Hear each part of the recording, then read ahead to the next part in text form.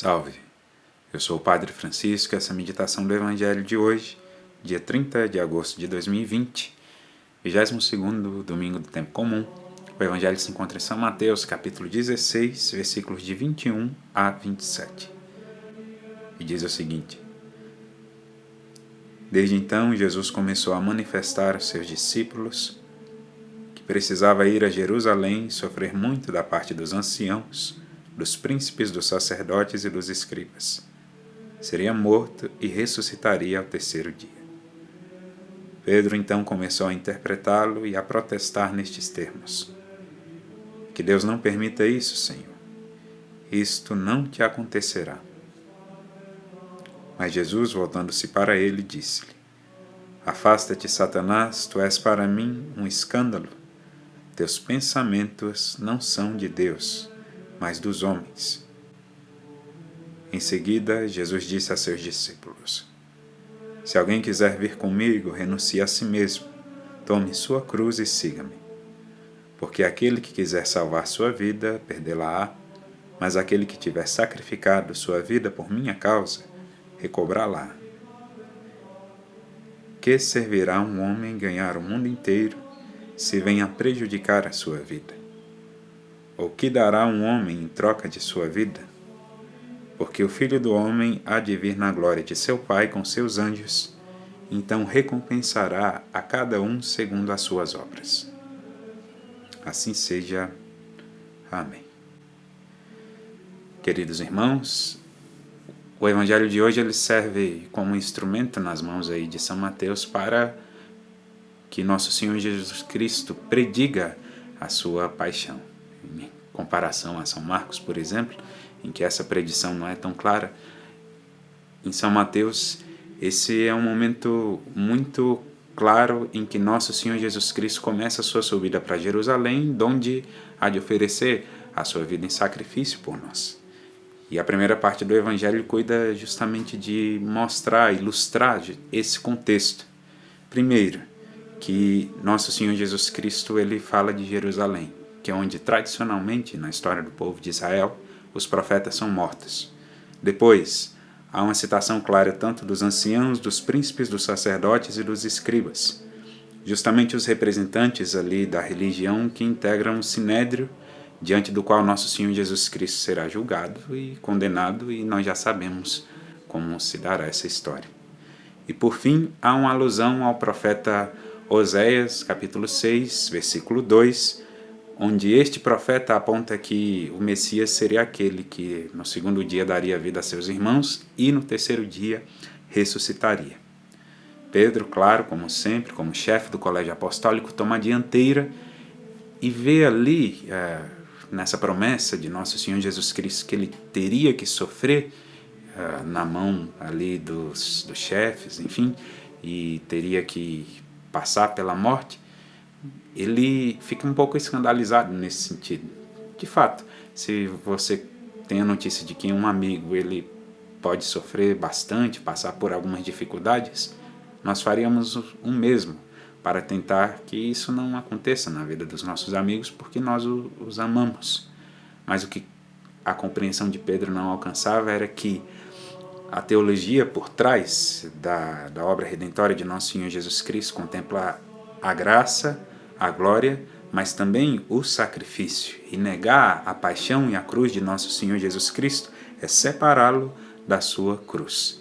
E é por isso que nosso Senhor Jesus Cristo começa a repreendê-lo e o repreende de uma maneira muito dura até. E ele segue explicando justamente como deve ser a relação daquele que segue a nosso Senhor Jesus Cristo com o sofrimento.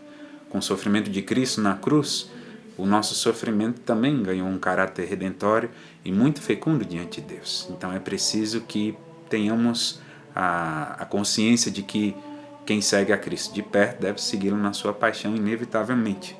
E por isso nosso Senhor vai colocar como primeiro elemento aí de quem quer seguir a Ele a renúncia de si mesmo. A abnegação ela vai significar a submissão total à vontade de Deus.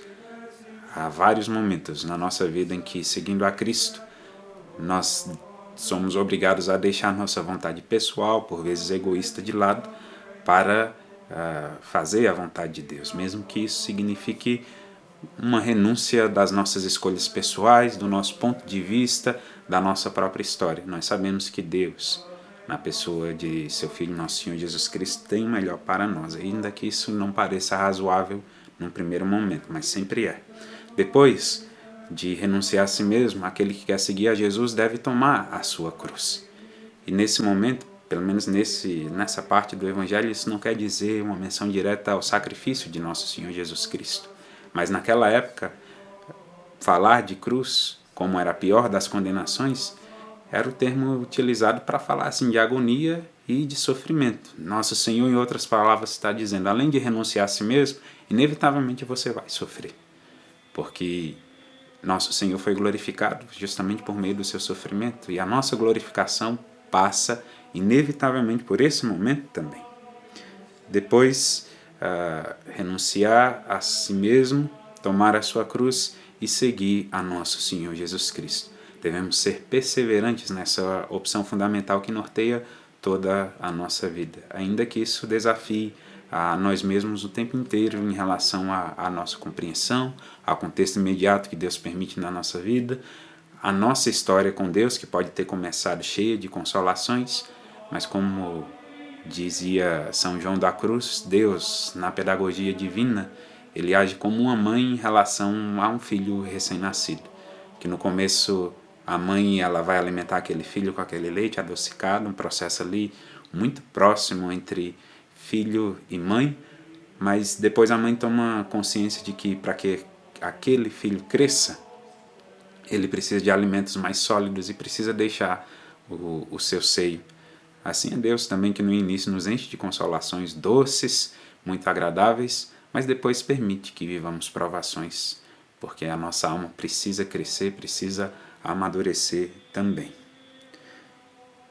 Depois de deixar bem claro esses elementos da relação do sofrimento com a resposta daquele que quer segui-lo, nosso Senhor Jesus Cristo fala que aquele que quer ganhar a sua vida, salvar a sua vida, perdê-la. E para aquela época seria aquele que quiser evitar o martírio. Mas esse princípio não caduca para nós, porque se não somos chamados, pelo menos hoje, a um sacrifício cruento em nome da verdade, nós somos chamados todos os dias a um sacrifício silencioso a nível do conhecimento, a nível do cumprimento dos nossos deveres, a nível da luta para adquirir virtudes e lutar contra os nossos vícios. Nós temos esse princípio fundamental de luta contra o pecado. E dessa maneira é como se fosse um martírio silencioso ali, que não é tão evidente, não é visto pelas pessoas, mas Deus, que sabe o que acontece de oculto e de escondido, Ele olha para nós e certamente isso nos alcança muito mérito diante de Deus. E de que adiantaria ganhar o mundo inteiro e perder a nossa própria vida? Quando se fala em ganhar o mundo inteiro, seria de adquirir riquezas mundanas.